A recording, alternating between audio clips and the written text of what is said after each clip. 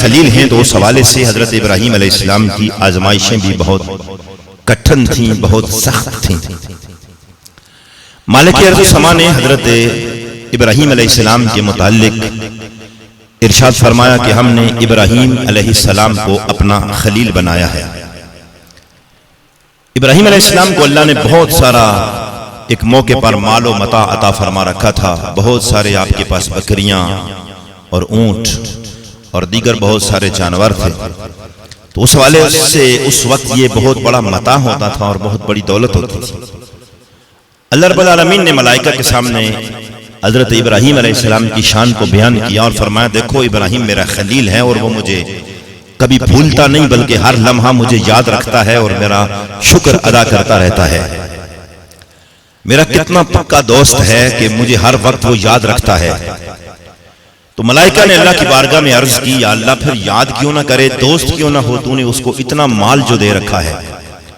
اتنا کچھ اس کو تو نے عطا فرما رکھا ہے، تو اب بھی اگر یاد نہ کرے گا تو پھر کب یاد کرے؟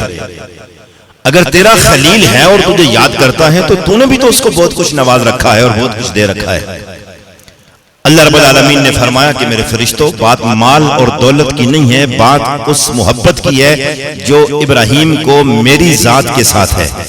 جو ابراہیم علیہ السلام کا تعلق اور محبت ہے میرے ساتھ، یہ اس کا تقاضا ہے کہ مجھے یاد رکھتا ہے۔ مال اور دولت کی فراوانی اور کثرت کی وجہ سے ابراہیم مجھے یاد نہیں رکھتا،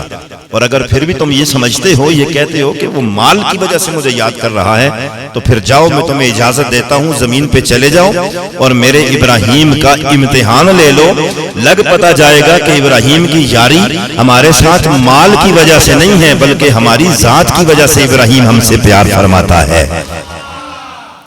ملائکہ زمین پر اترے، حضرت ابراہیم علیہ السلام کی بکریاں اور مال و متاع چراگاہ میں چر رہے ہیں۔ زمین پر آئے ملائکہ،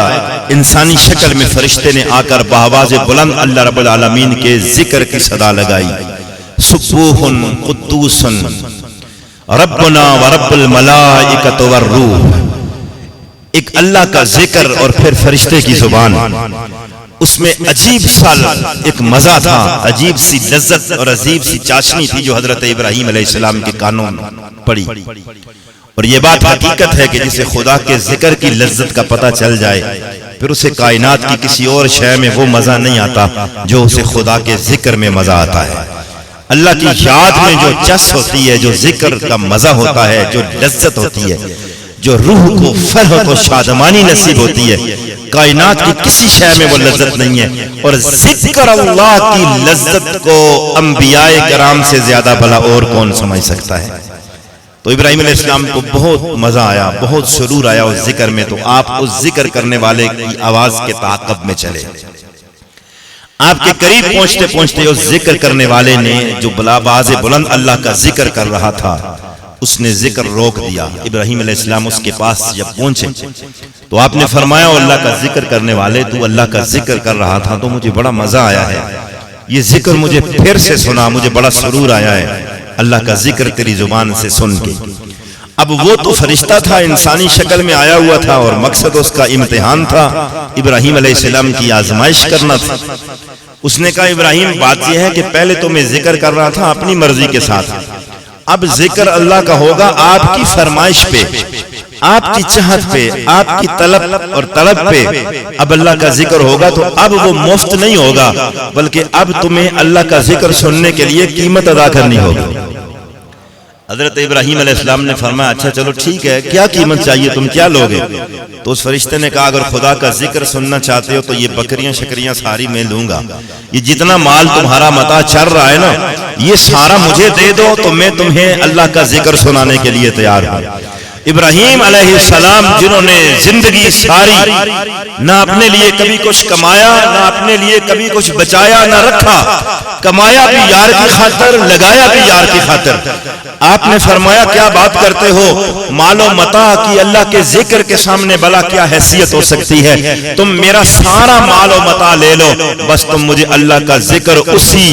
ردھم میں سناتے جاؤ جس ردھم میں ابھی خدا کا ذکر کر رہے تھے۔ اللہ کے ذکر کے سامنے ابراہیم کے لیے اس مال و دولت کی کوئی حیثیت نہیں ہے، اپنے سارا مال اس شخص کو دے دیا، یہ سناؤ اللہ کا ذکر۔ بکریاں مال و متاع جتنا تھا اس نے لے لیا، تو اللہ کا ذکر پھر سے وہ شروع ہو گیا۔ جناب ابراہیم خلیل اللہ کا ذکر سننے کے لیے بیٹھ گئے۔ تھوڑی دیر کے بعد وہ خاموش ہو گیا، ذکر کرنے والا پھر چپ ہو گیا۔ آپ نے فرمایا اللہ کے بندے ذکر کر، چپ کیوں ہو گیا ہے؟ وہ سلسلہ جاری رکھ، خاموش کیوں ہو گیا ہے؟ تو اس نے کہا ابراہیم جتنے پیسے دیے تھے وہ پورے ہو گئے ہیں، جو قیمت تو نے ذکر سننے کی ادا کی تھی وہ پوری ہو گئی ہے۔ اب مال و متاع جتنا دیا تھا میں نے اس کے بدلے میں اتنا ہی ذکر تمہیں سنانا تھا،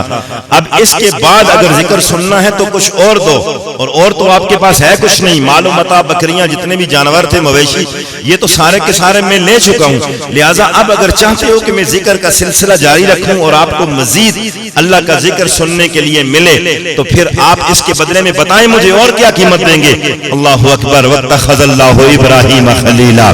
حضرت ابراہیم علیہ السلام نے فرمایا اللہ کے بندے سن، مال و متاع تو نے سارا لے لیا ہے، لیکن اس مال کو سنبھالنے کے لیے کسی بندے کی تو ضرورت ہوگی نا، ان بکریوں کو چرانے کے لیے کوئی خدمتگار چاہیے ہوگا، ان کو سنبھالنے کے لیے کسی بندے کی ضرورت بھی تو تمہیں ہوگی۔ اس طرح کر، مجھے اپنے ساتھ لے جا، میں تیرے ساتھ جانے کے لیے تیار ہوں، میں تیری بکریاں چراتا اور سنبھالتا رہوں گا، اور اجرت کے طور پر تو مجھے اللہ کا ذکر سناتے رہنا بس۔